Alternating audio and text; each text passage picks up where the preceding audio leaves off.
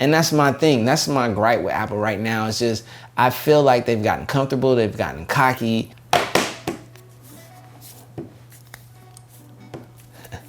I've had this bad boy since launch, and the iPhone XS Max has absolutely kept the exact same energy since I got this device. We gotta talk about this because I know a lot of people out there, hey, you got your feelings towards Apple, but this device, although it is not perfect, and amidst what's going on in the smartphone world as of today, it's not the most up to date, but it has absolutely kept the same energy. What do I mean by that? This thing has worked the exact same since I got it day one. Let's talk about it. This is 6 months later with the iPhone XS Max. iPhone XS Max. iPhone, period.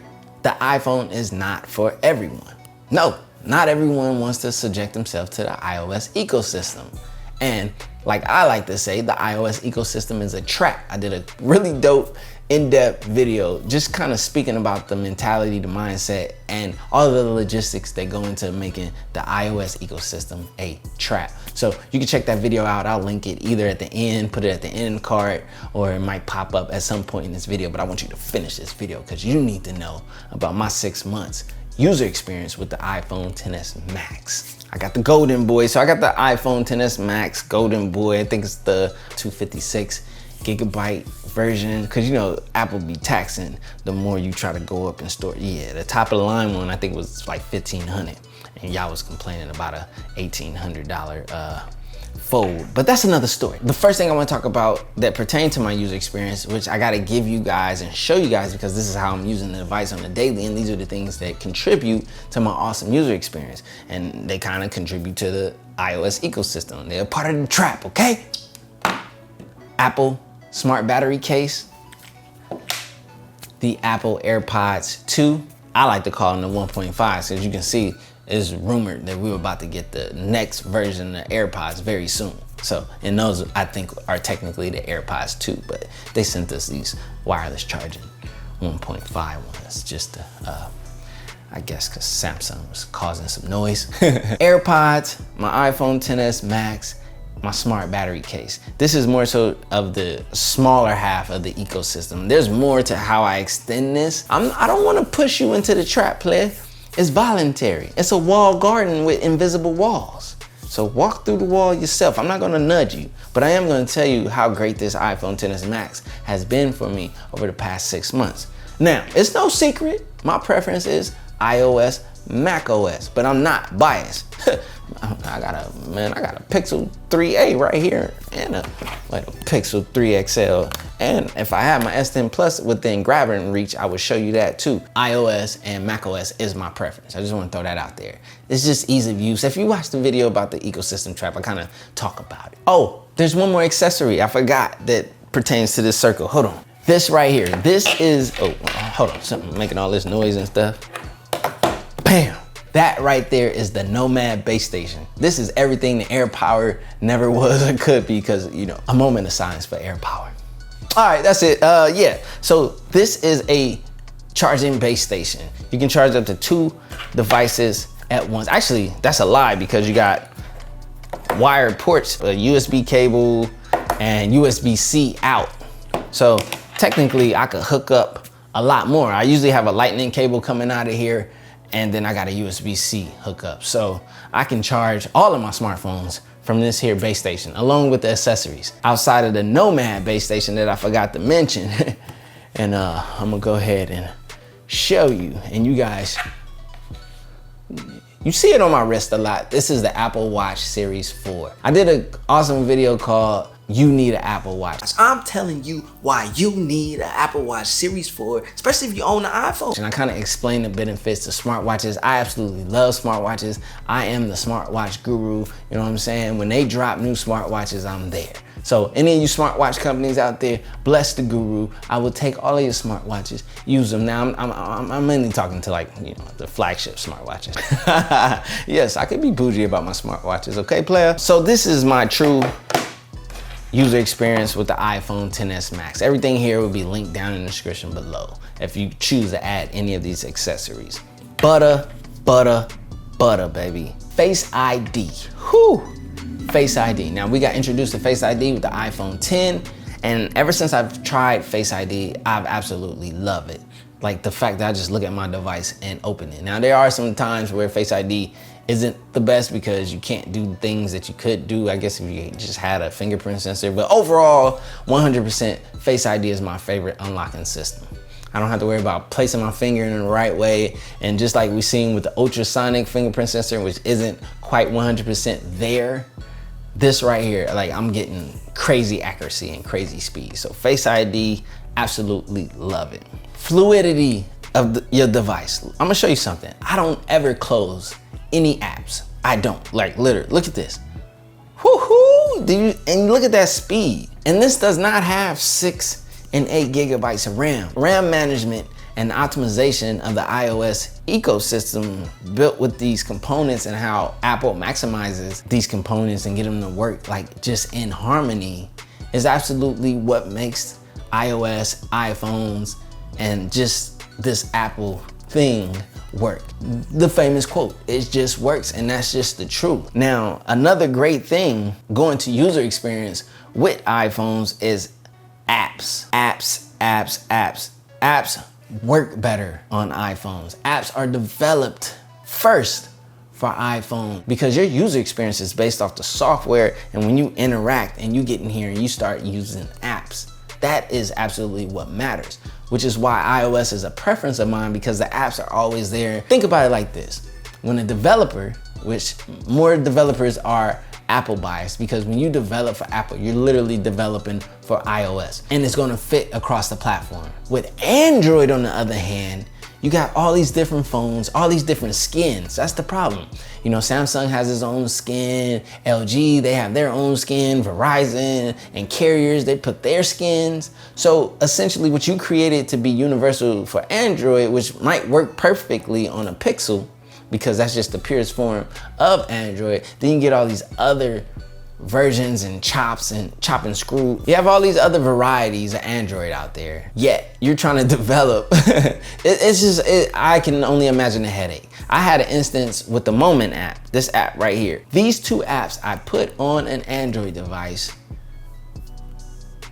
it didn't work. It just didn't work. It didn't work the same, and it didn't work well. And I have instances where it would crash or it would freeze. It was just a disappointment. And I paid for those apps on the other platform. So here with iOS, apps are superior. That's the easiest way that I could put it. So when you're thinking about an iPhone and you're thinking about maybe this 10s Max or 10s, remember that and think about that, because that's a part of your user experience that most people won't touch on. They're just gonna tell you about the camera, they're gonna tell you about the screen and so forth. We all know OLED panels, it looks amazing. The cameras on smartphones these days, they operate great. Now, I got a little gripe with iPhone's camera because it tends to make me look very magenta and it's very warm and it's kind of soft. I will say this, for iPhones and content creation, video, iPhones hands down have the best video performance on smartphones. I believe. Now, I've said all these great things, but there is a big elephant in the room. Let's be honest, it's an iPhone. It works, it looks great, it performs great, but look at this design. Look at that notch. Look at what's being offered. We got the S10 Plus just came out, no notch, has that pinhole design, and absolutely love it. You're getting far more screen real estate. It just works so much better. So now, coming of age to where you no longer have to deal with the notch, on the XS Max, the notch is still there. Yeah. And there's another thing that I'm noticing with other smartphones is weight. I know a lot of people like to give credit of weight to being premium build, and iPhone is a heavy phone. After using the S10 Plus and Pixel device, iPhones are heavy. So I would love to see Apple continue to use great premium hardware components, but let's get the weight down a bit. I don't think your smartphone has to be this heavy. Why do I complain about the weight of a smartphone? Let's see, I carry 2 smartphones. And I got AirPods, and I might have to throw this battery case on here. I'm adding weight with my accessories. So the lighter the smartphone is, which is gonna be the heaviest thing, then when I add these accessories in the mix, I'm not weighing myself down as much. So really, what am I saying? I would love to see Apple take risk and stop playing it safe. I think they've come up with a product, it's working, and they've been riding that, like that idea of if it's not broken, don't fix it. Well, right now it's kind of broken. It's not broken in the sense that it doesn't work and it doesn't perform. This phone is absolutely amazing. If you're looking to get one, I highly encourage you to grab one. If you're shopping this phone right now, grab it. It performs and it works well. But I'm talking more so for the future of the iPhone. We've gotten the leaks and rumors, and we pretty much know what's coming with the next iPhone, and there's no risk being taken. There's no leap of faith. There's no putting yourself out there for failure. Samsung just took a huge leap of faith, and although it may have equaled temporary failure, it's a leap of faith that's going to change the future of smartphones. And that's the type of innovation. That's really being innovative. It's not the every keynote we say how innovative something is, which is not really quite that innovative. And that's my thing. That's my gripe with Apple right now. It's just, I feel like they've gotten comfortable, they've gotten cocky, and they're starting to degrade what they offer us. Not in the sense of this phone. This phone is a great phone, performance-wise, build-wise, and look-wise. Checks all the marks. But where's the innovation? Where's the no notch? Where's the taking a risk? That's something I just want to see out of Apple, and that's something I want to encourage going forward.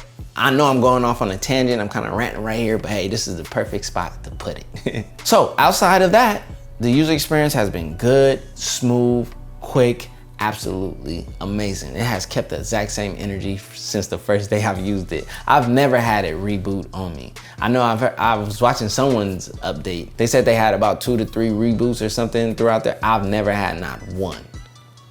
And it's not like I'm light on my phones. I use it, I push it, I'm on social media all the time. You know what I'm saying? If you ain't following me on Twitter, I'm very active on Twitter. And I'm on Instagram too. So go ahead, @CJKnowsTech, and go ahead and follow me now. Like I said, I did a really great video about the ecosystem and how it's a trap. I would highly encourage you to watch that after this video if you haven't seen it, as well as I did a why you need an Apple Watch, and I love that video. I love smartwatches, so you can see my enthusiasm behind it, and I just kind of offer up why you need an Apple Watch. So check out either one of those. They'll be on the end screen of this. If you want any of these beautiful, great accessories for the iPhone, you know what I'm saying? The true air power, what air power was not in the Nomad base station, the AirPods, which I highly recommend you use. AirPods just simplify your audio, and man, it's great. It's so convenient. They're so great. And then the smart battery case. I did a review on this thing. I'll have to do, I guess, an update. This thing is absolutely amazing. If you're a hardcore power user and you always run out of battery, you're one of those people who just plugged in and bound by a cord to a power outlet at all times, this will free you up. I just given you my 6-month user experience with the iPhone XS Max. It's been great, but Apple, we need you to take a risk, and we need some innovation. I'm not even gonna talk about your computers. We'll say that for another video. Hey, if you're looking for the iPhone XS Max, go for it. Get you one.